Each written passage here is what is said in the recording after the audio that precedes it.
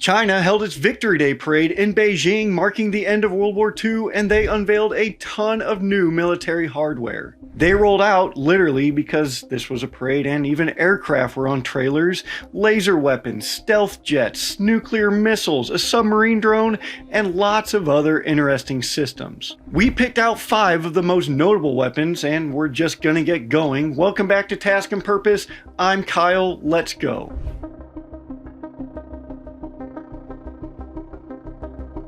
We're going to start with the flashiest thing that they rolled out, and that is a truck-mounted directed energy weapon system called the LY-1. Get it? Flashiest because it's a laser. Get it?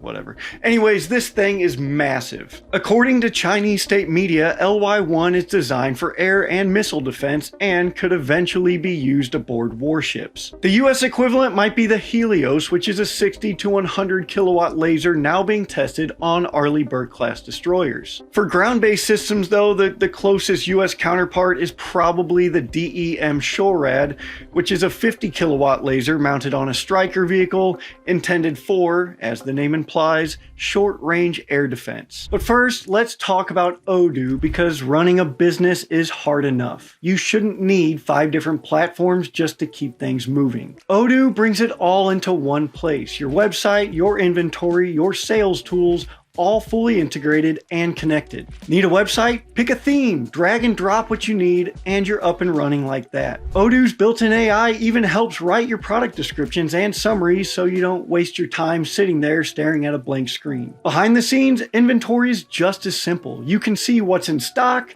what's shipping, and what's delayed all from one dashboard. Automate vendor reminders, pay receipts, and set delivery schedules with just a few clicks.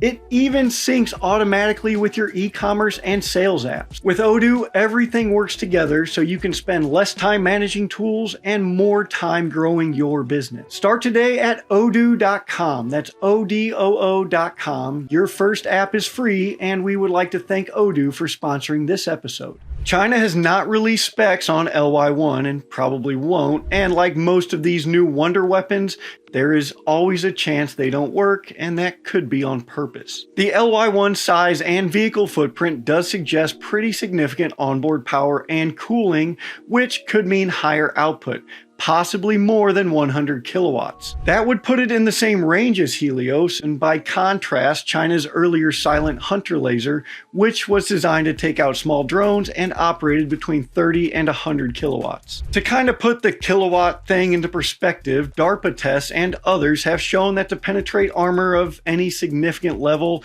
in realistic conditions, you'd need about 200 kilowatts. This isn't a sci-fi movie where a laser blast shoots out of a handheld gun and the target just explodes.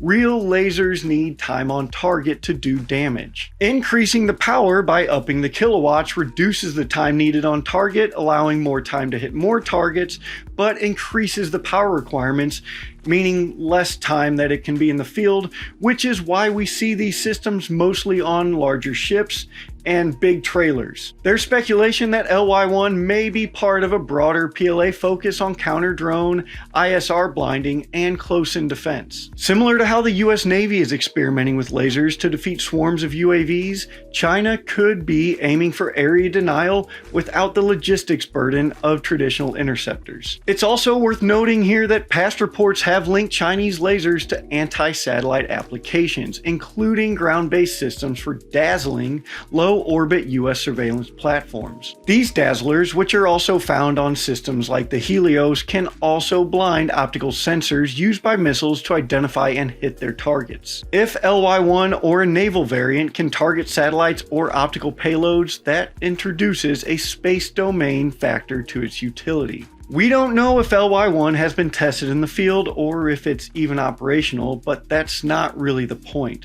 This is more about signaling because China wants the world to see it as a peer competitor in directed energy weapons, and with this one, maybe even ahead. Before we go any further into these weapons though, we have to discuss how many of these new ones could be fake. It's important to note this, though we will be discussing them as if they were real. In the past, the CCP has paraded around weapons that were mock-ups because they weren't close to being fully developed, or they were just outright fraud. quads. This would fit nicely into the Chinese assassin's mace concept, where the illusion of capability is a huge aspect. We do have a video coming on the assassin's mace. I was working on it when this parade thing kicked off and I decided to pivot, so expect that video out soon. Now let's talk about the DF-61, a brand new road mobile intercontinental ballistic missile that seems focused on rapid deployment and survivability. We've seen China rely on silo-launched ICBMs like the DF-5, which has been around since the 80s,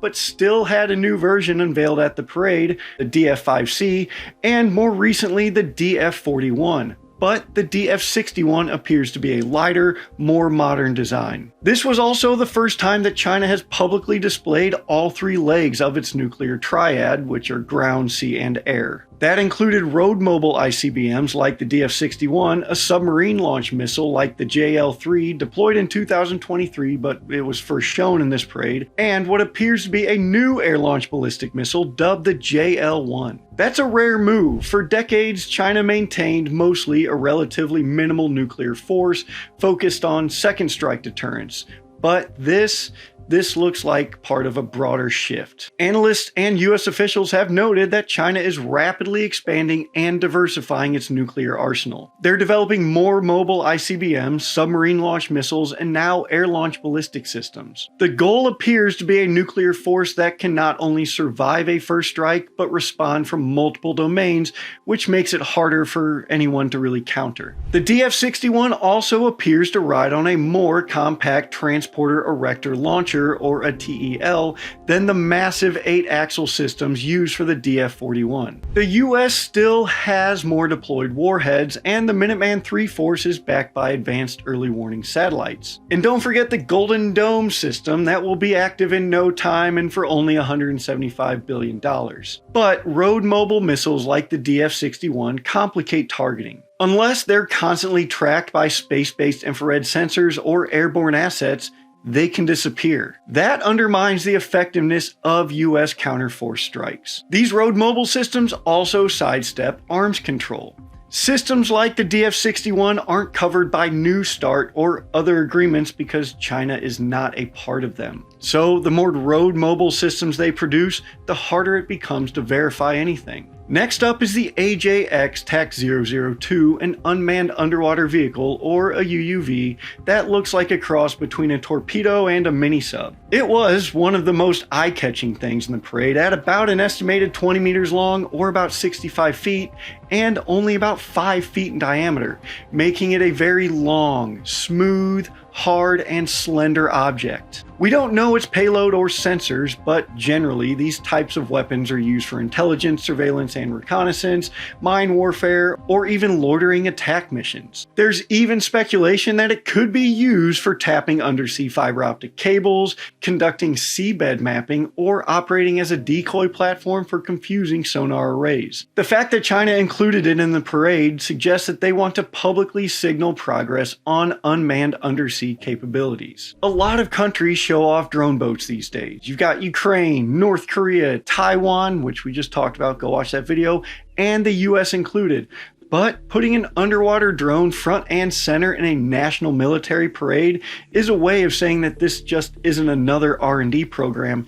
It's something that they see playing a role in their future naval operations. This is an area where an argument could be made that the US has a big head start over China. The Navy is already testing large UUVs like the Orca XL UUV for long-range autonomous missions, and DARPA's Manta Ray project aims to create deeply deployable vehicles that can hibernate on the ocean floor. We've been playing with UUVs and USVs for a while now, and we obviously aren't the only ones, but if you want to know more about those, we also have a video on the US Navy's Ghost Fleet. Go watch that. Russia has their own alleged programs like the Poseidon. We also have a video on this that you can go watch, but in short, it's a nuclear-powered, nuclear-armed underwater drone. This could also be fake. There's no indication that AJX TAC-002 has that kind of role, but the concept of long-range autonomous strikes from undersea platforms is gaining global traction. With the South China Sea, Taiwan Strait, and even the Indian Ocean as possible areas of operation, unground submarines give China a stealthy, low-cost way to challenge adversaries without escalating to a full naval clash. Next up, we have the J-35 stealth fighter that made its public debut in a flyover at the parade, and while it wasn't a surprise necessarily, it was still a pretty big deal. This is the naval version of the FC-31 stealth fighter, and it's designed to operate from China's new Type 003 Fujian aircraft carrier. Unlike China's current J-15, which is a mostly reverse-engineered version of the Russian Su-33,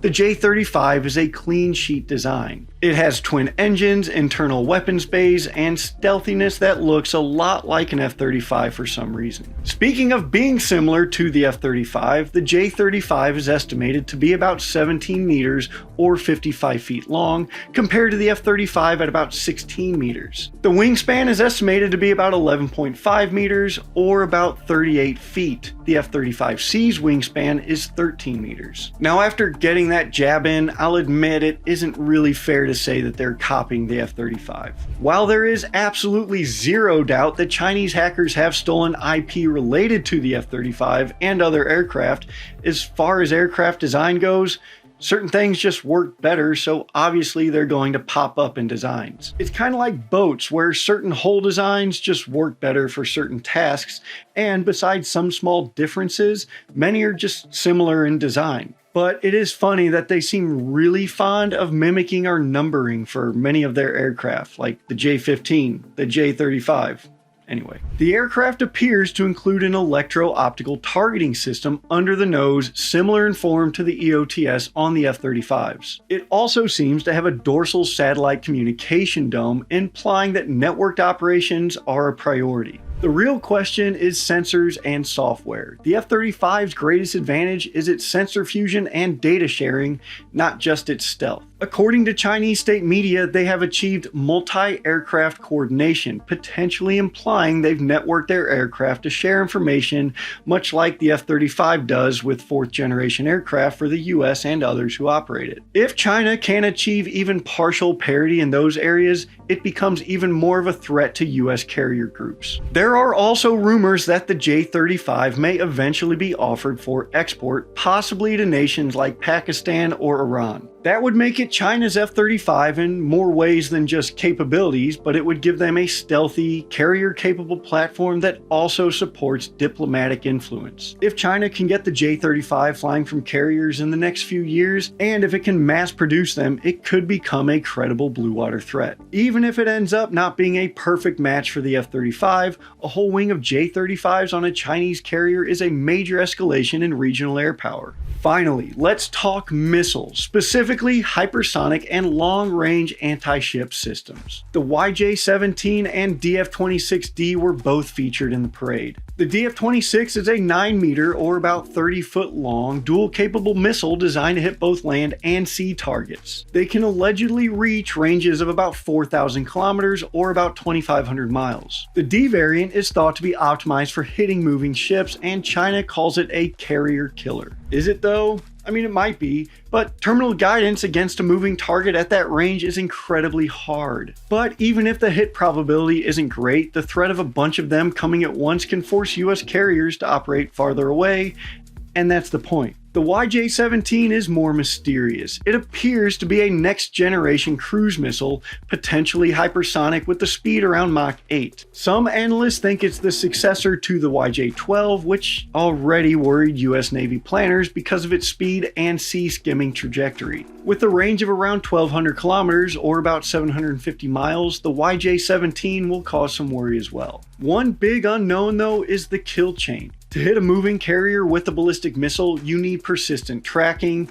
data relay, and in-flight course correction. That means satellites, over-the-horizon radar, and a robust C4 ISR network. China has launched new targeting satellites in recent years, but whether it can close the loop in real time is still unclear. As we mentioned before, the J-35 could help fill this in, as the F-35 does for the US and others who operate it, but that hasn't been demonstrated yet by China. Still, Chinese missiles, both super and hypersonic, are a significant problem, and an area where the US is behind on on, both in offensive and defensive capabilities. The US is catching up with systems like Dark Eagle, which we've talked about, and you can watch that video, and the Navy's conventional prompt strike program, but most of these are still limited to just testing. We are investing heavily in hypersonic defense as part of the fiscal year 2026 budget, but we aren't quite there yet. While we seemingly struggle to catch up both offensively and defensively, China wants to project that it already has a credible, high-speed strike force today. Even if that's not entirely true, the perception alone can change how the US Navy operates across the Indo-Pacific and might light even more of a fire under US planners. None of these systems are silver bullets, and some of them might not even work as advertised and could be big fat phonies, but taken together, they show where China is going. More autonomous systems, longer range strike options, survivable nukes, and high-tech naval air power. If you squint, their military is starting to resemble the United States. I wrote this script and Savvy edited the video. In the description, we're going to drop a lot of the links to the sources that we use for this because I am not an expert by any stretch of the imagination on Chinese weapons, and we rely on a lot of people. I want to provide that to you guys so you can go read what we read, see what we see, and if you have other sources, go ahead and throw them in the comments. That being said, leave your comments, like, subscribe, do all those things I'm supposed to ask you to do, but always forget. I'm real bad at the whole self-promotion thing. Anyways, today I'm wearing a new shirt, and it is the Bohica Lounge, which was inspired by someone who bought another shirt and said, hey, you should make a Bohica Lounge shirt. Anyways, I saw it, I made it, I sent them one for free. If you give us a good idea and we use it, I'll send you a shirt for free too. Anyway, Bohica stands for bend over. Here it comes again. It's kind of a military joke if you're outside of the military. We didn't really say it in the Marine Corps, we would just say semper but yeah. Serving or satisfying customers since 1775. If you like it or any of the other shirts that we have, go to store.taskandpurpose.com.